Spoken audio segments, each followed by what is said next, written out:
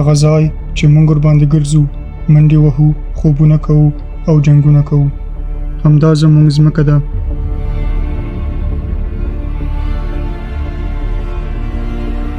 خو آیا تر اوسه مو له ځان سره دا فکر کړی چې دا دنیا له کومه رامنځته شوه او موږ څنګه او په کوم شکل د ځمکې ته راغلي یو؟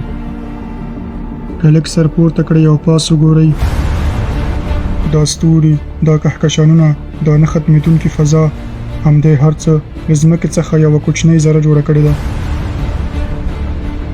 خو بیا هم په دې ځمکه کې ژوند وجود لري، ځینې پټ، ځینې ښکاره، ځینې په وچه کې او ځینې بیا په اوبو کې.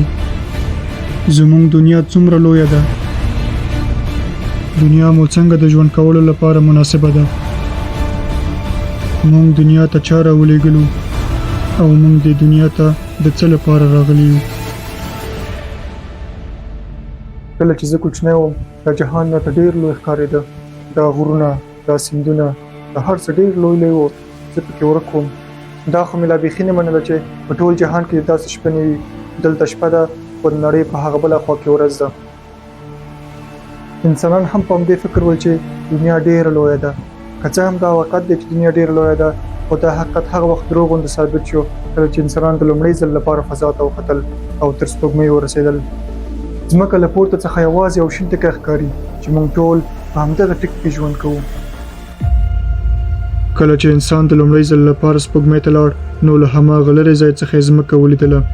دا په تاریخ کې ځکه مهم دی چې د لومړي ځل لپاره ځمکه له بلې کورې څخه ولیدل شوه. یوه ښکلې، شنه او ځلانده ټوټه د تیاره فضا په منځ کې. خو بیا هم زموږ دنیا ډېره لویه ده، که چیرې دا له نظره وباسو چې له فضا څخه کوچنۍ ښکاري. ځکه همدلته ژوند دی، ځنګلونه دي، خلک دي، همدلته ویالې روانې دي.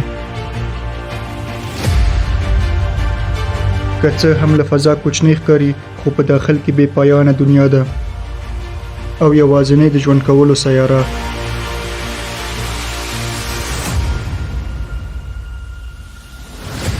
دا کوچنۍ ځمکه یو لوی داستان لري چې د داستان شروع به له کومه ځای شوې وي. ما دا ډېر وویل چې ځمکه له فضا څخه ډېره کوچنۍ ښکاري. که څه هم تاسو ټولو ته معلومه ده چې دنیا ډېره لویه ده، نو ستاسو فکر ته به حتمن دا راغلی وي چې دنیا چې له فضا څخه دومره کوچنۍ ښکاري، نو حتمن فضا به ډېره زیاته لویه وي. بالکل، تاسو ډېر صحیح فکر کړی.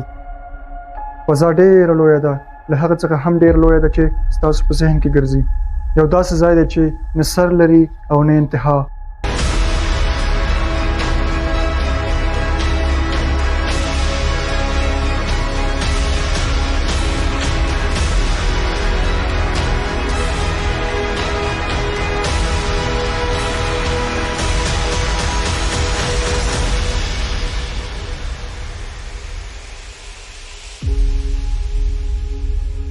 ډېر حیرانونکي نو دا فضا، دا کهکشانونه، دا ستوري. خو باور وکړئ، څه مو چې ولیدل او په څه چې پوهیږئ، دا یوازې پیل و. دلته داسې څه هم شته چې د ټولو تصوراتو څخه هم پورته دي. دا یوازې فضا نه ده، دا عجایب دي، دا ښکلاګانې دي او دا رازونه دي.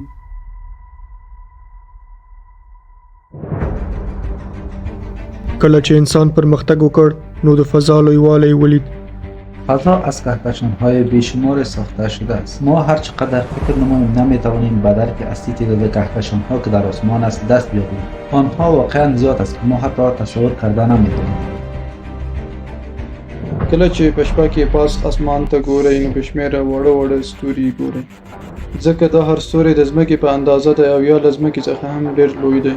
که ته په بله سیاره یا ستوري کې وای، نو له هغه ځایه به ځمکه درته د نورو ستورو سره یو ځای یو ستوری ښکاري. فضا نه یوازې دا چې پراخه ده، بلکې له پوښتنو او رازونو څخه هم ډکه ده. لمر زموږ د شمسي نظام مرکز دی چې د ځمکې په شمول 9 سیارې ورڅخه تاویږي. هر کهکشان کې په میلیونونو شمسي نظامونه موجود دي چې په میلیاردونو کهکشانونه وجود لري.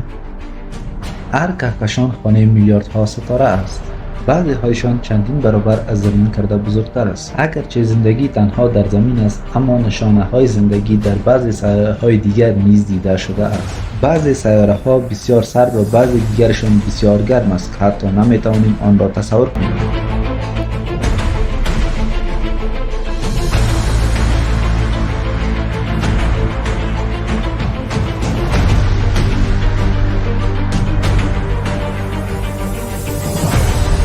ځمکې ته تر ټولو نږدې سیاره د مریخ سیاره ده چې د ځمکې ګاونډۍ سیاره بلل کیږي او د ساينس پوهانو د خوښې سیاره هم ده. غواړي چې مریخ ته سفر وکړي.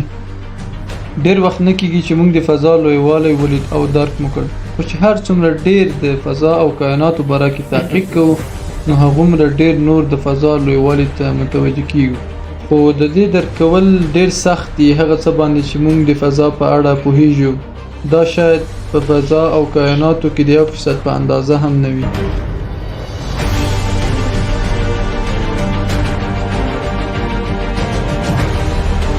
ټول ستوري کهکشاني کورنۍ جوړوي. په هغه کهکشان کې چې د ځمکې سیاره وجود لري د ملکی وی ګالاکسي یا د کهکشان راهي شری په نامه یادېږي. سپوږمۍ یوازې ښکلی جسم نه دی، بلکې دا د ځمکې له بحرونو سره نښلول شوې ده. دا د اوبو خوځښت کنټرولوي او زموږ پر ژوند ډېر اغیز لري. لکه څنګه چې ځمکه یوه سپوږمۍ لري، بعضې سیارې 4-5 سپوږمۍ لري او بعضې لکه اورانوس 20 سپوږمۍ لري. خو فضا یو بل عجیب راز هم لري. هغه د جاذبې قوه ده چې نه پرېږدي ستوري له یو بل څخه بیل شي. یوازې په کهکشان راهي شری کې د ځمکې په څیر په میلیارډونو سیارې وجود لري.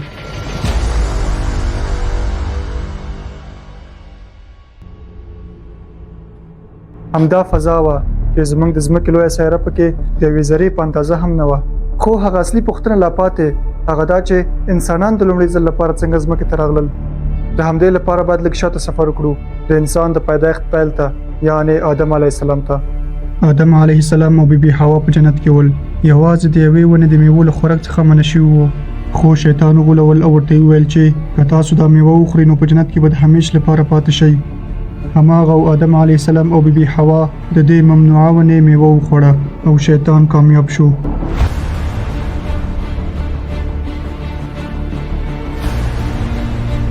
خدای پاک په قهر شو او آدم علیه السلام او بیبي حوا یې له جنت څخه وویستل او لاندې د ځمکې ته یې راولېږل. په همدې شکل لومړنی انسان له جنت څخه ځمکې ته راغی چې د ژوند سفر همدلته پیل شو. خو دلته د ژوند کولو لپاره خولت ویولو او کار کولو ته ضرورت دی. موږ ټول په دې پوهیږو چې د ځمکې لومړنی انسان له جنت څخه ځمکې ته راغلی، خو دا معلومات موږ له کومه کړل او ولې پرې باور لرو؟ سره دی چې موږ په هغه وخت کې نه وو. دا معلومات هغه چا را رسولي چې ټولو رښتینی او صادق بللی. دا د اسلام پیغمبر محمد صلی الله علیه وسلم دی. مهمه ده لومړی همدې باره کې وغږیږو. له جنت څخه د آدم علیه السلام د راکته کېدلو څخه کلونه وروسته او له نن څخه 1400 کاله مخکې په مکه کې محمد صلی الله علیه وسلم پیدا شو. خو پلار یې له 3 میاشتې مخکې وفات شوی و.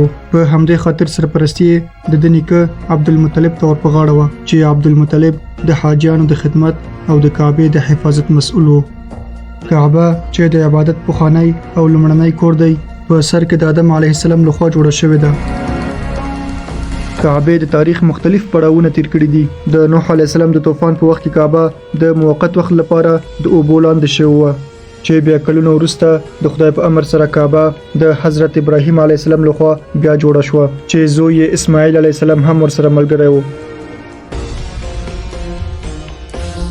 د وخت په تیریدو سره له خلکو څخه د کعبه د جلال او شوکت او د ابراهیم علیه السلام د دین عبادت کولو څخه هیر شول.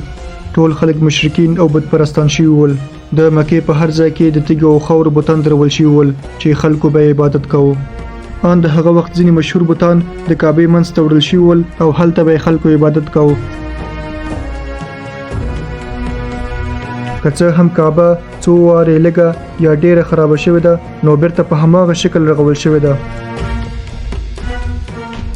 نور پیغمبران لکه یوسف علیه السلام، موسی علیه السلام او عیسی علیه السلام هر یو په مختلفو ځایونو کې په پیغمبري مبعوث شوی دی ترڅو خلکو ته د خدای پاک پیغام ورسوي او خلک د خدای یووالي ته راوبلي.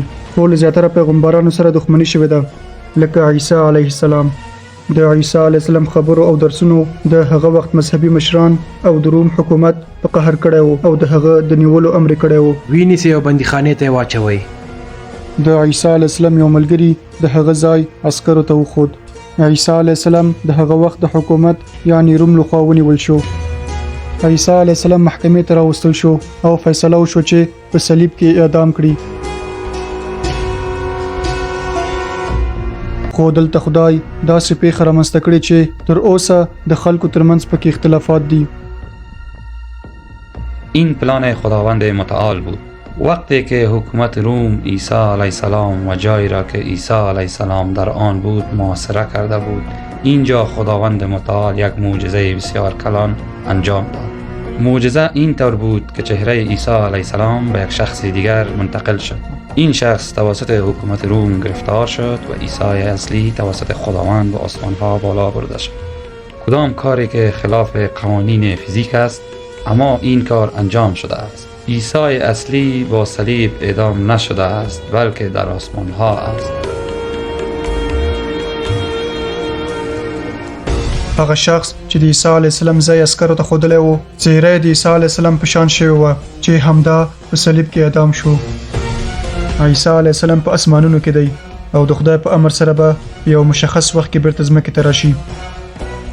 د عیسی علیه السلام څخه 600 کلونه وروسته په مکه کې محمد صلی الله علیه وسلم پیغمبر شو. محمد صلی الله علیه وسلم او ورسره نو ټول پیغمبران په دې خاطر دنیا ته رالېږل شوي ترڅو خلک د خدای عبادت ته راوبلي چې شروع یې له آدم علیه السلام څخه شوې وه. هر پیغمبر خپلې معجزې درلودې خو د محمد صلی الله علیه وسلم معجزې لا د هغه له پیدایښت څخه مخکې شروع شوې. د اصحاب الفیل واقعه.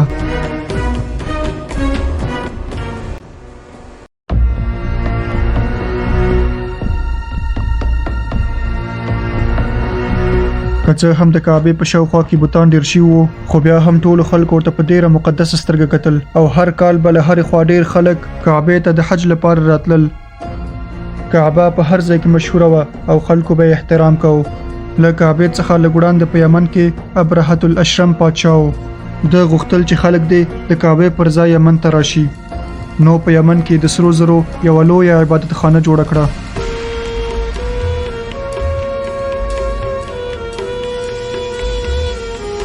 خو د ابرهه دغه پلان کامیاب نه شو او خلک هماغسې د پخوا په شان کعبې ته تلل سره له دې چې له ساده تیږو څخه جوړه شوې وه. ابرهه سخت په قهر و او بالاخره پلان یې جوړ کړ چې په مکې حمله وکړي او کعبه ورانه کړي. ابرهه یو لوی لښکر جوړ کړ چې په لښکر کې فیلان هم شامل ول. په هغه زمانه کې په کوم لښکر کې به چې فیلان موجود ول هغه لښکر به نه ماتیدونکی بلل کېده. له عربو سره د ابرهه د مقابلې توان نه و. ابرهه له لوی فیلانو سره د مکې پر لور روان شو ترڅو کعبه ونړوي. خو له کعبې څخه لږ لرې فیلان ودرېدل. د ابرهه لښکر چې هر څومره کوشش وکړ وایي نشو کولی چې فیلان د کعبې په خوا ورولي. په همدې وخت کې ناڅاپه د ابابیل مرغان راغلل. هر مرغه په خپله مخوکه او منګلو کې تیږې نیولې وې چې دا تیږې د ابرهه پر لښکر ورویشتلې. هر څوک به چې ولګېد ځای پر ځای به مړ شو. د ابرهه ټول فوز د اسماني لښکر په واسطه تباه شو او کعبه د ابرهه له لوی لښکر څخه سالمه پاتې شوه. په همدې کال په مکه کې محمد صلی الله علیه وسلم پیدا شو. په هغه شپه کې چې محمد صلی الله علیه وسلم پیدا کېده په دنیا کې یو څو مهم واقعات ترسره شول. د کعبې په منځ کې بوتان په خپل سر راولوېدل او ټوټه شول. د مدینې په ښار کې ټولو خلکو په اسمان کې یوه لویه رڼایي ولیدله چې ټول خلک یې حیران کړي وو. په سوریه کې یو ناشنا نور ټول قصرونه روښانه کړي وو. د زردشتیانو هغه اورونه چې په زرهاو کلونه لګېدلي ول خاموش شول. په دې معنی چې ټول جهان د محمد صلی الله علیه وسلم راتګ ته هرکلی وکړ. محمد صلی الله علیه وسلم په دنیا کې آخرنی پیغمبر و. محمد صلی الله علیه وسلم آدم علیه السلام د جهان اولنی شخص بللی چې له جنت څخه ځمکې ته رالېږل شوی دی. په همدې اساس موږ باور لرو او وایو چې آدم علیه السلام په دنیا کې اولنی انسان دی. آدم علیه السلام اولنی انسان او محمد صلی الله علیه وسلم آخرین پیغمبر. نو ستاسو فکر ته باتمن دا راغلی وي آیا د دوی ترمنځ نور پیغمبران هم ول؟ بالکل، د دوی ترمنځ قومونه او لوی لوی تمدنونه تیر شوي دي. شاید تاسو هم په دې پوهیدئ، خو په دې به نه پوهیدئ چې له آدم علیه السلام څخه مخکې هم په ځمکه کې ژوند وجود درلود. ځمکه له نن څخه 3 بلیونه کاله مخکې هم موجوده وه. 8 میلیونه کاله مخکې په ځمکه کې هینوبن یا همنیټس اوسېدل چې دوی انسانان نه ول خو له انسانانو سره ډېر ورته ول. له هینوبن څخه 3 میلیونه کلونو وروسته نسناس یا هومو سیپینس رامنځته شول. دوی له هینوبن څخه هم ډېر انسانانو ته ورته ول. دوی لوی مغز درلود، زیاتره یې په افریقا کې اوسېدل خو د نړۍ هر ګوټ ته تللي وو.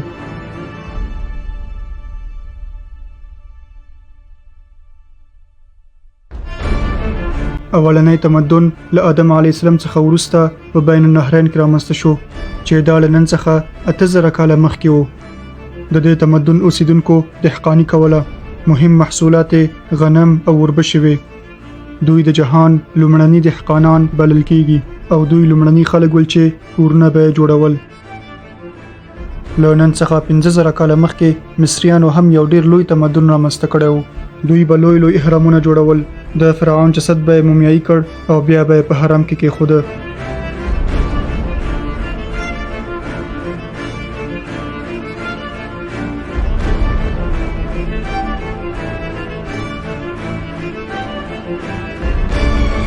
فرعونانو غوښتل چې بعد له مرګ نه هم هوسا ژوند ولري، نو کارګرو به ډېر زحمتونه ویستل چې د فرعون لپاره حرم جوړ کړي. د مصر اهرامونه تر اوسه پورې پاتې دي. په چین کې هم له نن څخه 4.5 کاله مخکې یو پیاوړی تمدن موجود و. لکه د بین النهرین په شان د چین خلک هم په کرنه بوخت ول، خو د دوی کرنې به زیاتره وخت له منځه تلې. دا ځکه دلته به زیاتره وخت ډېر قوي سیلابونه راتلل. د چین په تمدن کې ډېر قوي پادشاهان تیر شوي چې ډېر ځایونه یې ونیول. له نن څخه 3000 کاله مخکې په یونان کې هم یو تمدن موجود و. د یونان په تمدن کې علم ډېرې پورته مرحلې ته رسېدلی و چې د هغه وخت ځینې پوهان اوس هم ډېر مشهور دي. په دې وخت کې علم ډېر پرمختګ وکړ. د پخواني یونان مربوط ډېرې سنګي او خټینې لوحې موندل شوي دي چې د دې تمدن عظمت یې روښانه کړی دی.